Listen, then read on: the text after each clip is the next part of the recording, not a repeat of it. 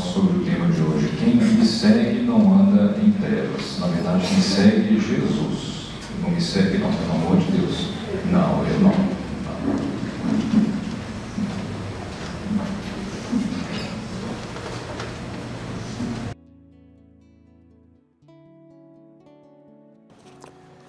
Caríssimas senhoras, senhores, boa noite para todos. É com imensa alegria,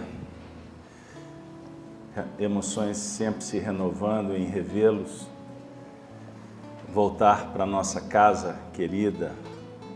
E eu sempre começo falando que tudo começou em 1987 e descobri que o Alexandre tinha 6 anos.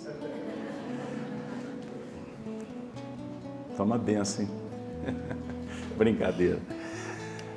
Então é bom demais estar de volta e agradeço a coordenação, Alexandre, toda a equipe, Luiz, que nos convidou, enfim, Alessandra, um abraço da mamãe, um abraço para todos. O tema, quando o Luiz nos convidou, naquele momento eu senti a responsabilidade. Todos os temas, com as suas especificidades, mas alguns acabam tocando a gente. Nós que estamos na atividade espiritista todos os dias, e eu costumo dizer, aprendi isso ao longo dos anos, e me recordo, certa feita, conversando com o nosso amigo Honório Abreu, a gente foi identificando que existe um planejamento espiritual do movimento espírita. Se vocês forem em outras casas, nesse momento, eles podem estar tratando de temas diferentes, mas a tônica é a mesma. A definir que nada aleatório. Existe uma orquestração do mundo espiritual, muito mais do que a gente possa imaginar. São os espíritos que nos dirigem? Pergunta 459, não é isso? Então, a gente vai percebendo ao longo do tempo como que a espiritualidade vai nos ajudando, inclusive a entender, como foi muito bem explanado no início pelo Alexandre, no primeiro horário, que o objetivo da reencarnação, e ele trouxe um pouco do conteúdo da questão 132, o objetivo da reencarnação, Deus impõe para nos fazer progredir. Qual a finalidade da vida? Essa discussão filosófica que caminha no tempo. Qual a finalidade da vida? Para que existir? O que viemos fazer? E agora, com o Espiritismo, de onde viemos? E para onde podemos ir? Mas muito bem explanado que a vocação é o bem, é o progresso. Somos espíritos imortais. E filosoficamente eu costumo dizer que somos uma obra perfeita. Se não fosse perfeito, não seria Deus que tivera nos criado. Porque Ele é perfeito. Portanto, a nossa essência espiritual ela é pura. Ela é incorruptível numa expressão paulina. Incorruptível. O nosso corpo é corruptível. O nosso perispírito, o corpo que modela o corpo físico, é corruptível. Ele muda conforme a nossa vida mental. Então você, conforme os seus pensamentos, e pensar é organizar ideias. E os pensamentos trazem consigo sentimentos, geram emoções. E tudo isso vai estabelecendo a nossa estrutura psíquica, o nosso campo áurico, o nosso universo, que é de responsabilidade pessoal. Jesus dissera que nós somos luz. Vós sois o sal da terra e a luz do mundo. João escreveu na sua primeira epístola que Deus é luz. E Jesus se autoproclama a luz do mundo. Então o diálogo é sobre a luz.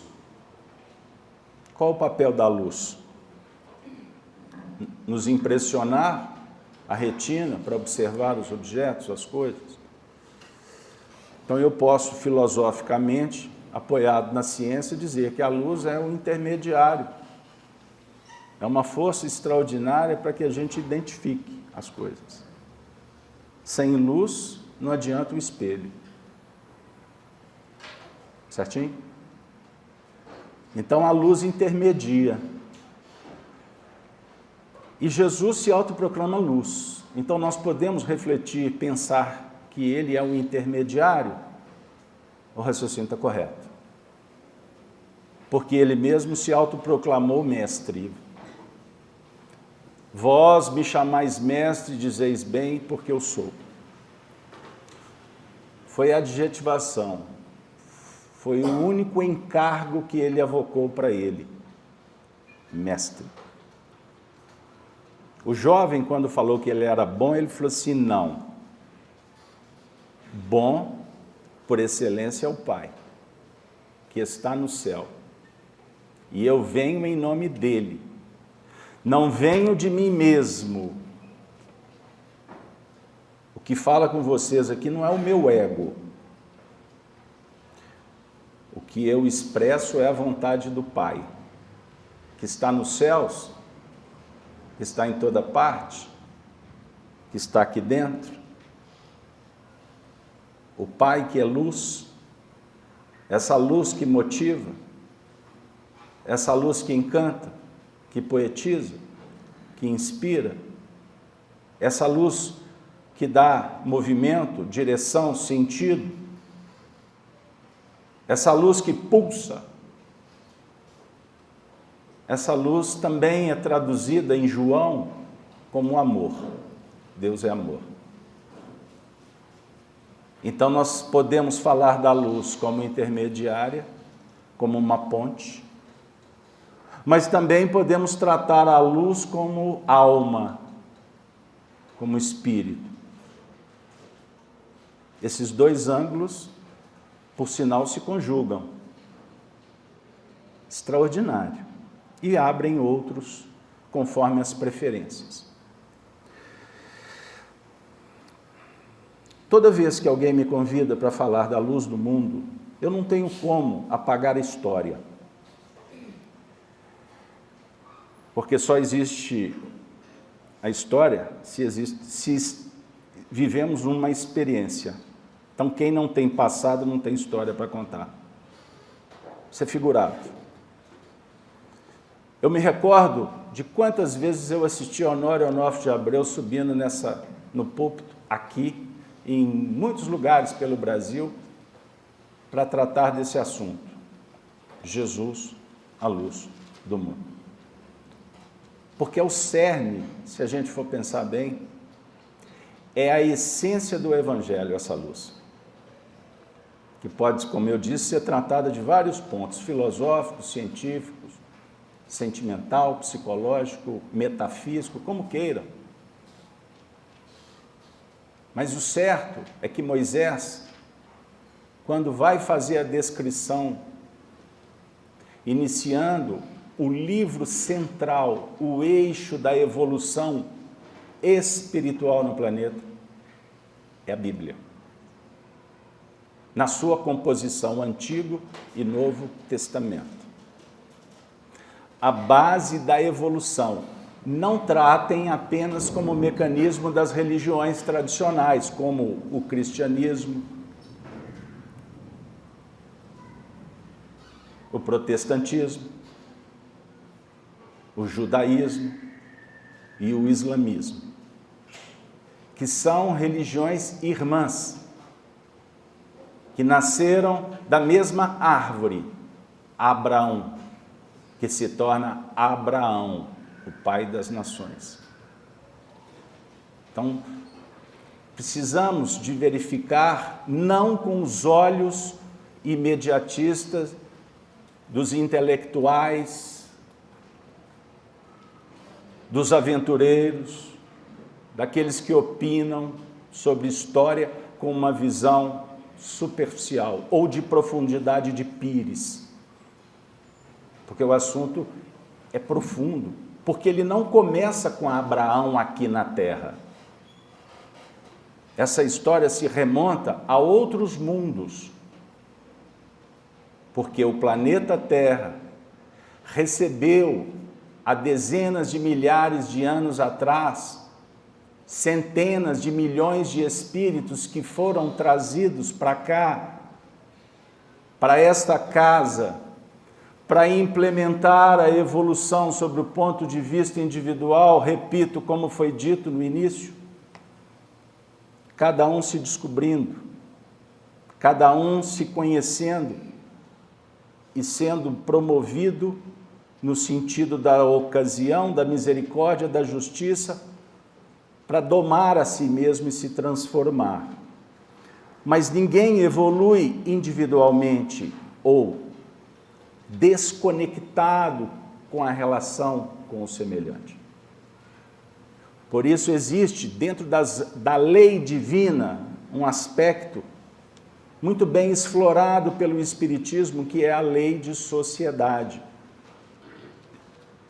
É a mesma lei que fundamenta a família, que estrutura a religião, que fomentou o conhecimento durante milênios,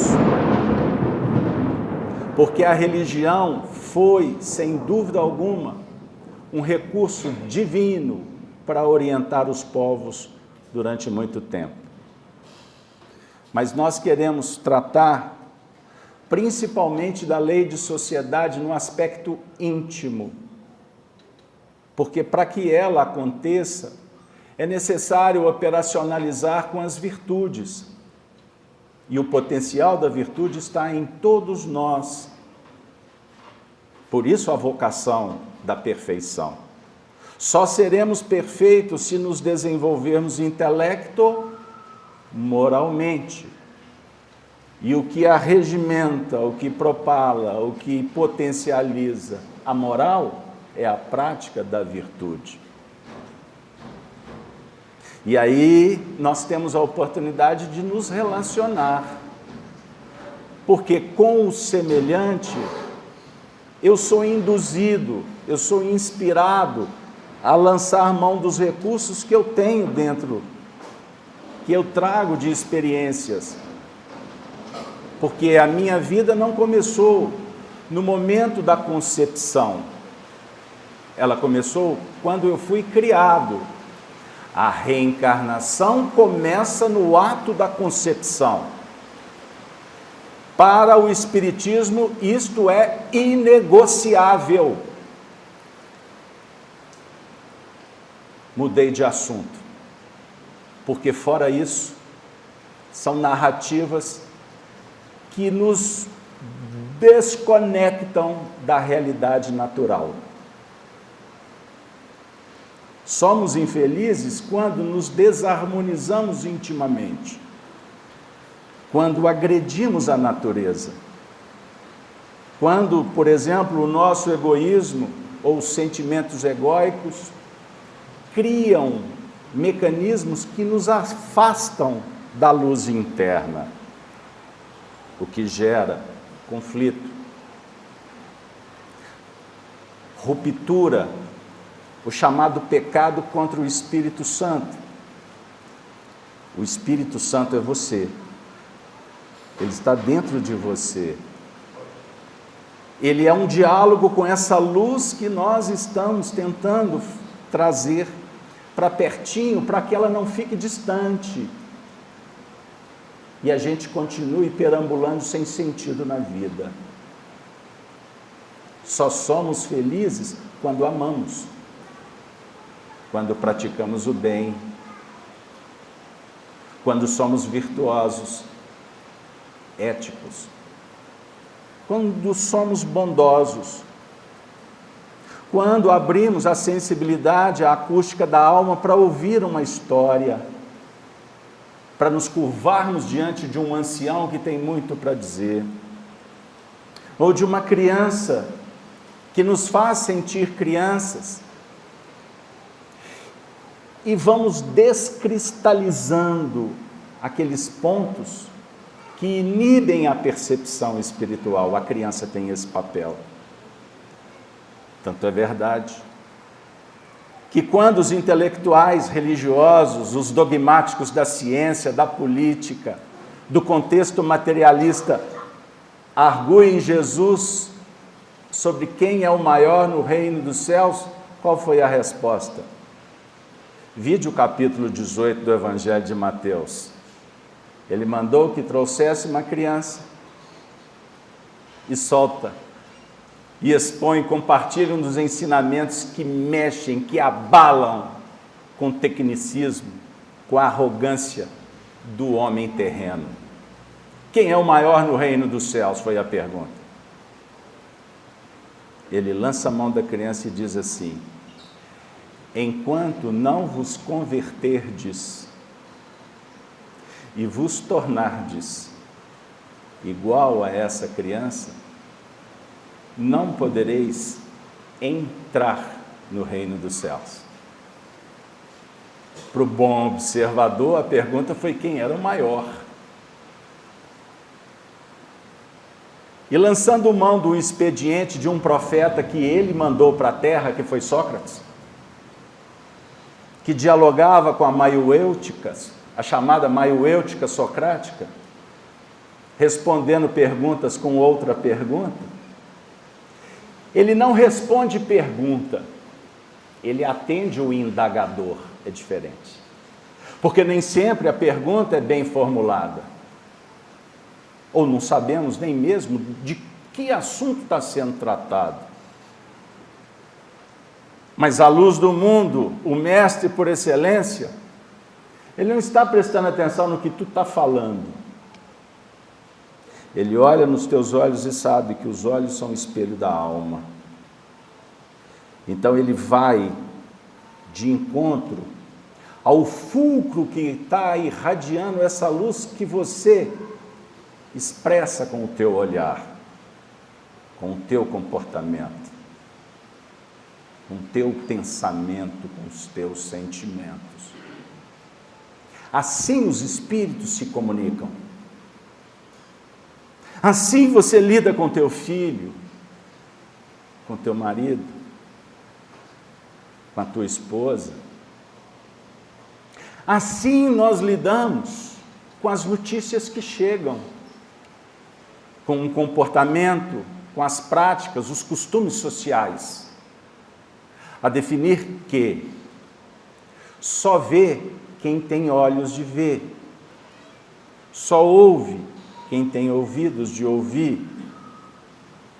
A definir que a comunicação legítima, ela se dá pelas vias da intuição, coração para coração, numa linguagem popular, de mãe para filha, num aspecto emocional, do filho para o pai, que propõe segurança, orientação, aprendizado, de irmão para irmão, que não estão ali disputando o espaço, mas como almas gêmeas, dando as mãos para crescerem juntas. Eu sou a luz do mundo, disse Jesus. Aqueles que me seguem não andarão em trevas, mas terão a luz da vida. Nós podemos percorrer infinitos caminhos para refletir sobre essa frase. Poderíamos lançar mão da história, trazer Jesus histórico. Poderíamos trabalhar numa sequência que desautoriza aqueles que julgam que Jesus é apenas um mito, que talvez nem existiu. Ou aqueles que o reconhecem como um homem realmente diferente, ele foi bom, nada mais do que isso. Ou no relativismo do materialismo ou do ateísmo que colocam Jesus numa galeria do ridículo, ou do sobrenatural, do místico, tentando desqualificar a força, o fulcro mais extraordinário, transcendente que aconteceu na história dos povos e na relação dos convertidos, aqueles que se converteram a Ele. Porque o processo de conversão não é intelectual. Tocou o meu coração e eu mudei todo o rumo, para variar, Marlene. Eu nunca faço a palestra que eu planejo. Tolinho que eu sou, e eu ainda planejo. Porque há uma semana nós recebemos uma comunicação na nossa atividade mediúnica, em que os espíritos pediram que a gente falasse mais de Paulo. Inclusive eu tenho um programa na Rede Amigo Espírita e no canal Gênesis, já tem muitos anos, que é o estudo das cartas de Paulo, e circunstancialmente eu interrompi, e a ordem veio: recomece. E durante a semana inteira, todas as páginas que eu abri, versículos de Paulo. E eu fui sentindo uma festa no céu. E isso foi me tocando. Não vim aqui para falar da minha vida, mas já que o Xande falou, porque para falar da luz do mundo, nós temos que nos contextualizar no processo, porque senão o discurso fica frio. Eu vou contar apenas mais um caso. O que isso pode chegar em você? Porque todos que aqui vieram têm uma história muito especial. Não existe uma história mais importante do que a sua, Marlene, porque é a sua história, e você não vai conseguir contar. E se tentar contar, ninguém vai entender, só Deus, que te sonda, que te ausculta, como falou Santo Agostinho no livro As Confissões. Então, para falar do cristianismo em essência, o diálogo, ele tem que perpassar as sendas do sofrimento, das dificuldades, do erro. Porque a dor é experiência. O erro é um direcionador extraordinário para não se cometer o mesmo. Pena que o único animal que tropeça na pedra 2 vezes é o homem, que insiste em perambular no que a consciência está dizendo. Não vale. Chega. Basta. Mas quando essa flecha atinge o alvo do coração, e só quem passa pela dor sabe disso. Converse com uma mãe que perdeu o filho. Aliás, mãe não nasceu para enterrar filho. Uma viúva que vê o coração querido partir com 3, 4, 5 filhos para criar. Além do coração dilacerado pela dor, o luto, o que há de ser daqui para frente? As tragédias coletivas? O que aconteceu no nosso cenário há alguns anos atrás? Que a gente vinha para cá fazer as palestras com um salão vazio de encarnados? O que acontecia na nossa intimidade? Proibido de sair de casa sem saber o motivo e até hoje ninguém convenceu? Massa de manobra? O que está acontecendo no mundo? Então a dor campeia E nunca a humanidade precisou tanto dele quanto agora. A luz do mundo. Que nos disse: bem-aventurados os aflitos, os que têm sede de justiça. Bem-aventurados os misericordiosos. Para eles é que eu vim. Esse é meu público. Porque só precisa de médico quem reconhece a doença. Porque nem sempre o doente admite a medicação. Ele está disposto a se movimentar para mudar o painel. Eis que a luz do mundo diz assim: vinde a mim, todos vós que estáis cansados e sobrecarregados, que eu vos aliviarei. Mas como um amigo sincero, autêntico, carinhoso, presente, eficiente, incisivo, ele coloca um ponto e vírgula e diz assim: mas tomai sobre vós o meu jugo e aprendei de mim, que sou brando e sou humilde de coração. Não terminou. Ele termina assim: aí encontrareis paz. Se nós parássemos a nossa vida para internalizar, para entrar dentro desse conteúdo, esse trecho, basta ele. Eu não tenho dúvida que nós já temos elementos suficientes para mudar. E por que nós sofremos? Ele, como mestre, vem ao longo dos tempos e de uma forma especial, através de Allan Kardec, dizer que a dor, ela é proporcional ao nosso grau, ao nosso nível de entendimento. Porque quem não sabe, quem não tem explicação, o processo fica sem solução. Para onde eu vou? Já tentei de tudo. Até quando que isso vai me perseguir?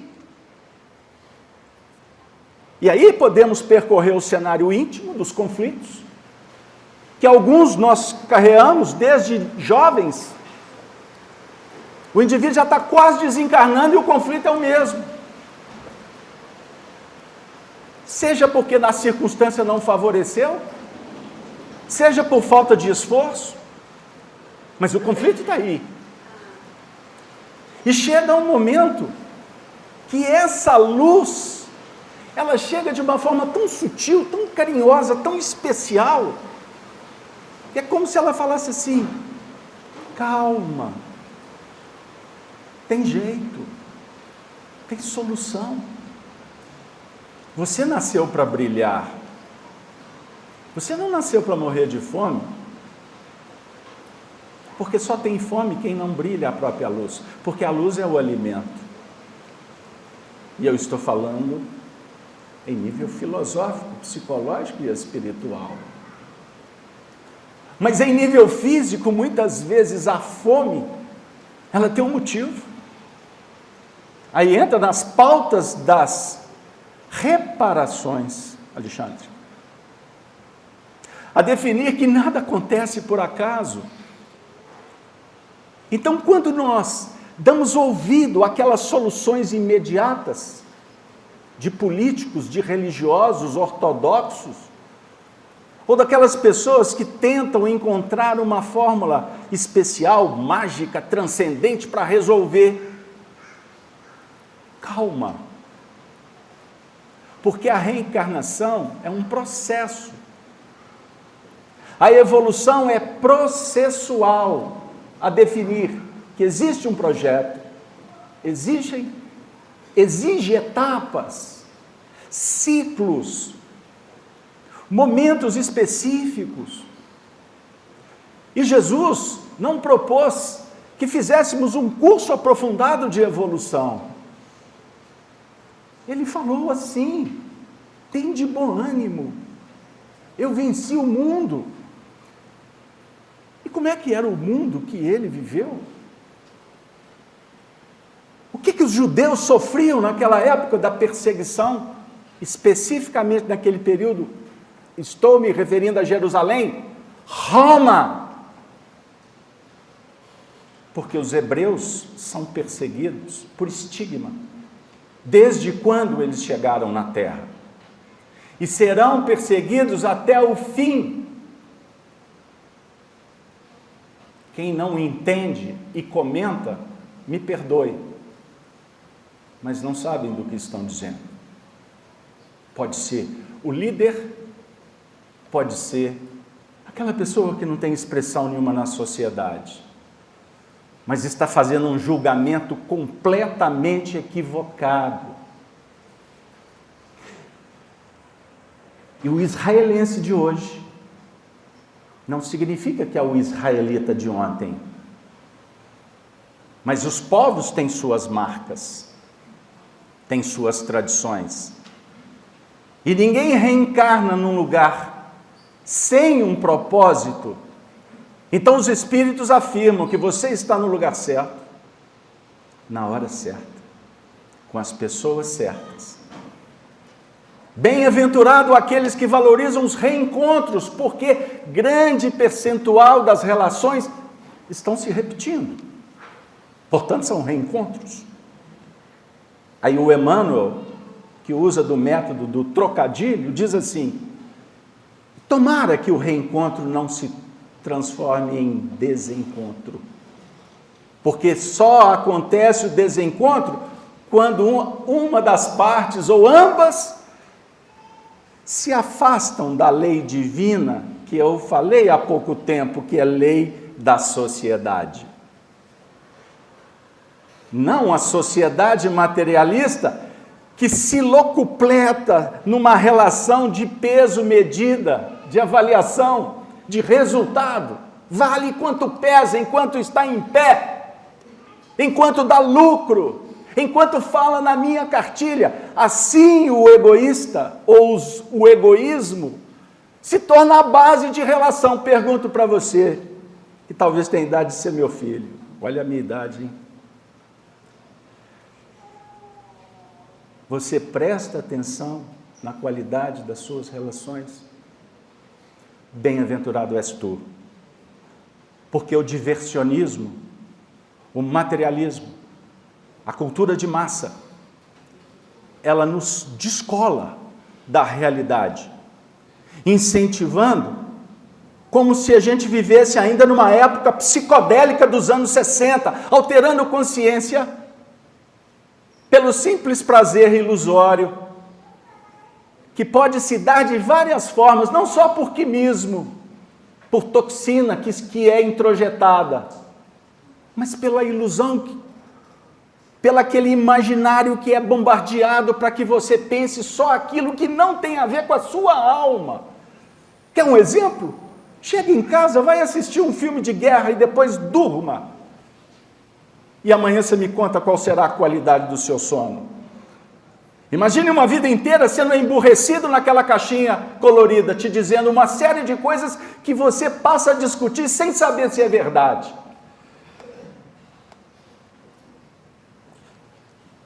E nessa hora você não vai estar olhando para sua esposa que está sentada do seu lado,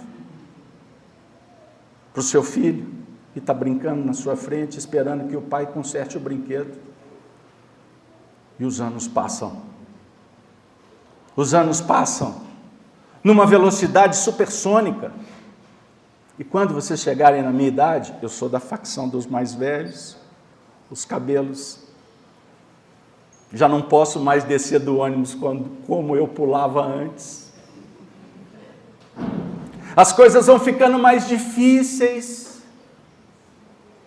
A era do côndor.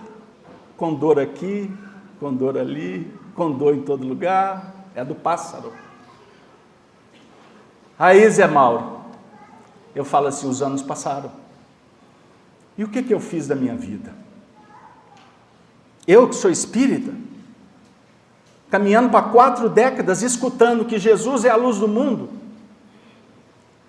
qual foi a minha relação com essa luz? Foi uma relação interesseira? Como é a minha relação para ser abraçado pela tribo, pela sociedade, e por isso eu faço a política da boa vizinhança, para ser sempre aplaudido, benquisto, e por isso eu estudo todos os assuntos, entre aspas. Eu fico na rede social só para saber o que está acontecendo aqui, acolá, ali, aí na hora que eu reunir, eu sei, eu serei porta-voz de alguma coisa. Vaidades, vaidades, tolas vaidades. Como eu negociei com esse Cristo nos momentos mais difíceis? Será que nós que estamos no Espiritismo há tanto tempo, paramos para realmente pensar qual é o símbolo da vinda de Jesus na Terra? Chegar agora a hora de nos encantarmos com o Natal. Aí a gente canta Happy Christmas. Aí a gente faz uma festa e o aniversariante não tem espaço, porque nós temos muitas outras coisas para fazer nessa festa. Então o símbolo do Natal, que é uma nova era, uma chave que pode ser virada, uma oportunidade que a vida nos oferece, se torna apenas mais um encontro social. Passam alguns meses, depois de muitas promessas, né? Porque final do ano é o tempo da promessa. Ano que vem, aí fala o Emmanuel, o momento da promessa, daquele rio caudaloso que serpenteia uma terra árida para desaguar num mar chamado nunca, é a promessa. Somos ótimos para prometer. E, na verdade, estamos nos autoenganando. Que é a pior mentira, como falam por aí. Você sabe que não está disposto, mas fala que vai fazer. Chega o período da Páscoa. O que representa a Páscoa? Para a família judaica, cristã, espiritista. O que significa? Não é a passagem? Não é a festa da libertação? De um mundo escravocrata, materialista, que perseguiu pessoas, povos, durante toda a história humana. E o Império Babilônico Romano continua ainda controlando a maioria das pessoas, e as pessoas não se dão conta que são perseguidas. Então a Páscoa é um momento de fazermos prece, de agradecermos a Deus por estarmos aqui agora, reencarnados, estudando e sendo orientado e estimulado para nos libertar das peias de um mundo materialista. Mas ela perde o sentido, logo, logo. E vejam que foi na Páscoa que Jesus entra em Jerusalém e a luz que veio ao mundo não foi percebida, não foi compreendida e continua não sendo identificada até hoje. E o que os homens nós fizemos? Nós que estávamos acossados, estávamos reprimidos, constrangidos pelo poderio bélico, econômico, político, e aquele homem veio para nos dizer que o reino do Espírito não é desse mundo, que chegava um momento de um testemunho e nós não compreendemos. A mensagem dele era para o coração, mas foi uma mensagem que incomodou a muitos. Sabe por quê? Porque sendo do coração, ele também nos entrega uma chave para abrir ou fechar o coração. Ou seja, buscarmos a felicidade ou fechar as possibilidades. E ele diz assim, que para encontrar a felicidade é necessário renunciar a si mesmo. Aí a gente viu que ia dar trabalho. Aí ele começou a curar leprosos, deu visão a cego. Ele cuidou da mulher adúltera. Ele cuidou de todos que se aproximaram do fulcro que irradiava luz. E ele não perguntava o nome, de onde as pessoas vinham, o que elas faziam. ele simplesmente acolhia. E isso mexia, como mexe com muita gente até hoje. Veja como Chico Xavier é bom. Veja, Madre Teresa de Calcutá é uma santa. E continuamos sem entender o papel da luz. Que a luz que está sendo irradiada por eles é a mesma luz que você tem em potencial. E que se eles hoje se apresentam como gigantes de sabedoria e virtude, é porque eles acreditaram que era possível. E de alguma forma eles se soergueram de escombros, porque é na dificuldade é que temos realmente a medida de avaliação, de reflexão. Por que eu vim? O que eu estou fazendo aqui? Porque nós, como espíritos, temos uma vida só. Não se assustem. A vida do espírito é uma só. Mas nós reencarnamos para mudar de roupagem, para viver em outro ambiente.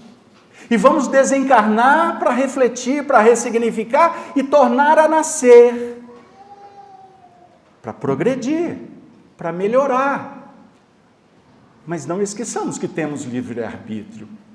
E podemos também apertar uma pausa, um stop na evolução. Porque temos livre-arbítrio. Mas não se enganem, não temos liberdade, a não ser dentro do espaço concedido por Deus na própria intimidade. Porque a partir do momento em que você começa a invadir o espaço do outro, a própria providência divina começa a desautorizar e trazendo respostas, num primeiro momento, para que a gente coloque o pé no freio, mas se não, a providência divina costuma nos tirar do contexto, de várias formas. O diagnóstico, a doença, a separação, a retaliação, o assassinato em todos os níveis. Percebam bem. As influências espirituais que nós vamos atraindo por pensar negativamente, com rebeldia. O que aconteceu com Adão e Eva, figuradamente? Eles foram alertados, mas deram o coração para a serpente. E a serpente seduziu porque ela é mentirosa. Ela promete o que não pode cumprir, mas ela insiste, porque ela sabe que de alguma forma a gente acaba se fragilizando, porque a serpente vai promover sempre a ideia do menor esforço. Por isso, vitimizamos, transferimos, acreditamos nos messias de fora que vão resolver o que é de competência nossa. Qual é o resultado? Uma hora a ficha cai. E vamos nos sentir nus, porque não respeitamos a vontade divina. Afirma Allan Kardec que a raça adâmica que veio para o planeta Terra se caracteriza por rebeldia. Então a rebeldia no paraíso, entendam bem, ela ainda é um estigma para a raça humana. E por isso nós sofremos. Todas as vezes que prevaricamos, que abusamos do poder, que é concessão divina, a lei divina e natural proporciona tudo que nós precisamos. Mas quando eu opto pela presunção, pela vaidade, pelo egoísmo, eu crio uma ruptura.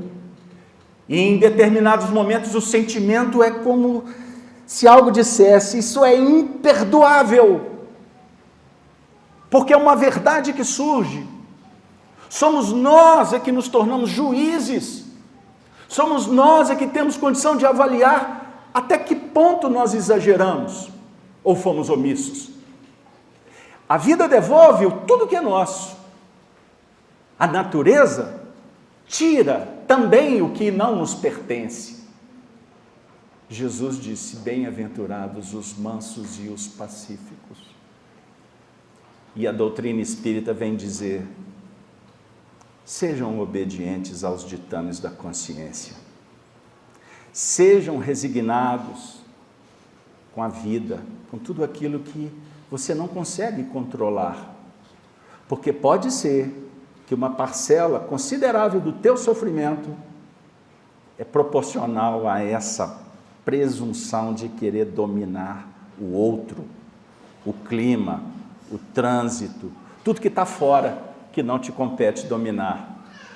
O manso e o pacífico é aquele que ouve a voz de Deus, porque ele sabe que Deus sonda, Deus nos conhece, e Deus está sempre pronto para responder todos os pedidos, quando parte de uma alma sincera, que sabe que Deus sabe o que eu vou pedir, mas humildemente me coloco sempre na condição de dizer: Senhor, me dê oportunidade, Senhor, me dê clareza, Senhor, me dê sabedoria, Senhor, me dê fé, Senhor, me dê forças para mim não desistir, porque tem determinados momentos que o sentimento é de fugir durante a rota, e isso pode se tornar uma doença, isso pode se tornar uma ansiedade, num nível quase que incontrolável, que o indivíduo precisa de uma terapêutica mais incisiva. Então, se não formos humildes em ceder, em ouvir, em obedecer, em nos tornarmos crianças em Cristo, a vida passa. A vida passa.